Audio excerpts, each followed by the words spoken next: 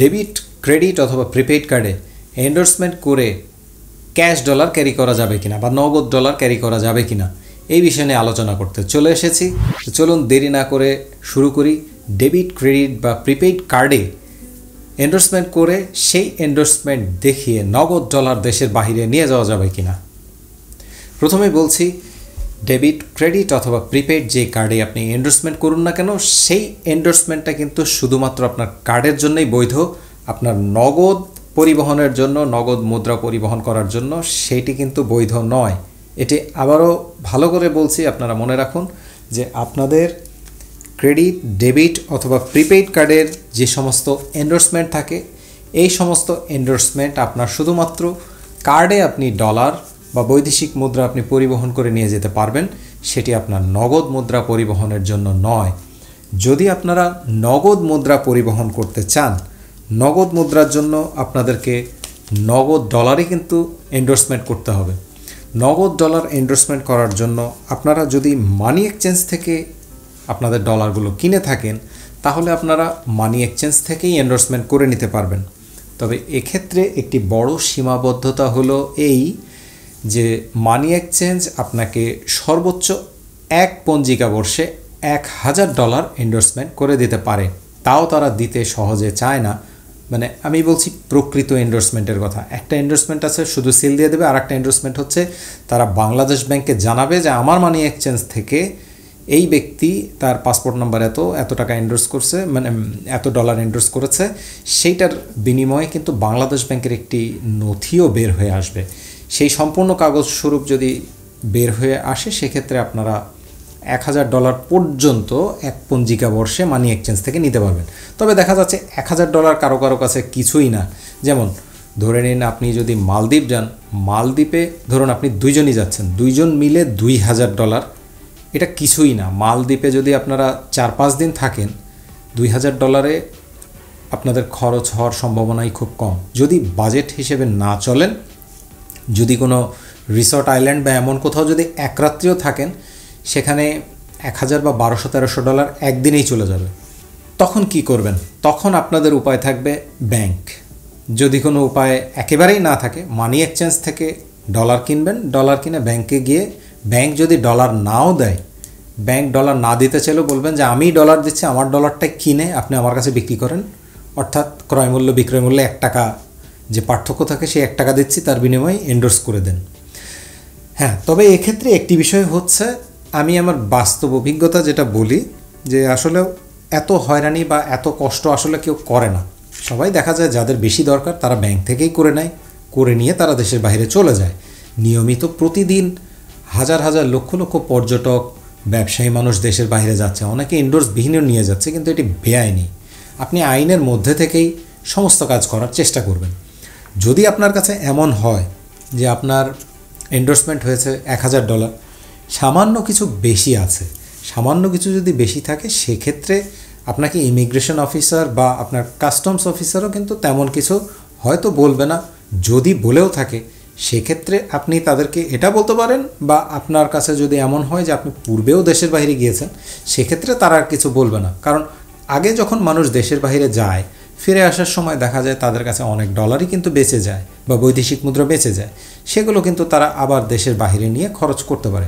সেজন্য অল্প কিছু কম বেশি হলে কোনো সমস্যা নেই। কিন্তু টাকার বা মুদ্রার পরিমাণ যদি বেশি হয়, সেক্ষেত্রে আপনি কিন্তু বিমানবন্দরে বা বর্ডারে আপনি কিন্তু বিপদের সম্মুখীন হতে পারেন কাস্টমস অফিসারের সামনে। তারা আপনাকে কিন্তু যদি ধরে বসে, তখন আপনার জন্য কিন্তু বিভিন্ন শাস্তি অপেক্ষা করতে পারে, বা তারা দেখা যাচ্ছে যে শাস্তির সম্মুখীন করেও দিতে পারে। তো এই জন্যই কোনো প্রকারের কোনো ঝামেলায় যাওয়ার দরকারই আমি মনে করি না। আর আরেকটি উপায় আছে, সেটা হচ্ছে আপনারা ব্যাংকে যদি ডলার যদি একেবারেই না পান, সেক্ষেত্রেও আপনারা কার্ডে ডলার নিয়ে যেতে পারেন। এটা একটি উপায়। যদিও কার্ডে ডলার নিলে কিছুটা ক্ষতি হয়, মানে আপনার পয়সা নষ্ট হবে। আমি যেটা বললাম যে ডলার মানি এক্সচেঞ্জ থেকে কিনে ব্যাংকে বিক্রি করে সেটা আবার ব্যাংক থেকে কেনা, এত ঝামেলায় না গিয়ে আপনারা একেবারে টাকাটা প্রকৃত রেট পাবেন। আপনারা ব্যাংকে যদি দেন, ব্যাংকে দিলে আপনারা কিন্তু কার্ডে আপনাদের এন্ডোর্সমেন্ট করে নিতে পারবেন। কার্ডে এন্ডোর্সমেন্ট করে নিলে সেই কার্ডের এন্ডোর্সমেন্ট দিয়ে আপনারা কিন্তু সহজেই যাতায়াত করতে পারবেন, তখন কোনো সমস্যা হবে না।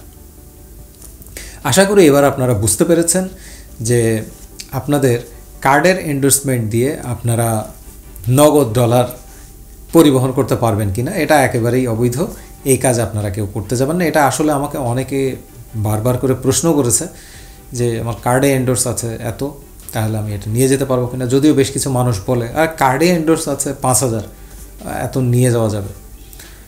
সেক্ষেত্রে আপনার কাছে যুক্তি থাকতে হবে। যদি এমন হয়, আমি আপনাকে একটি যুক্তি বলছি যে কার্ডে আপনার এন্ডোর্স আছে, আপনি নগদ ডলার $1 নাই, কিন্তু আপনি তারপরও নিয়ে যেতে পারবেন। কিভাবে পারবেন আমি বলি। এখন আপনি ধরে নেন, আমি এটি সম্পূর্ণ আইনগত পদ্ধতি বলছি। আমার এই কার্ডে ধরুন $5,000 এন্ডোর্সমেন্ট করা আছে।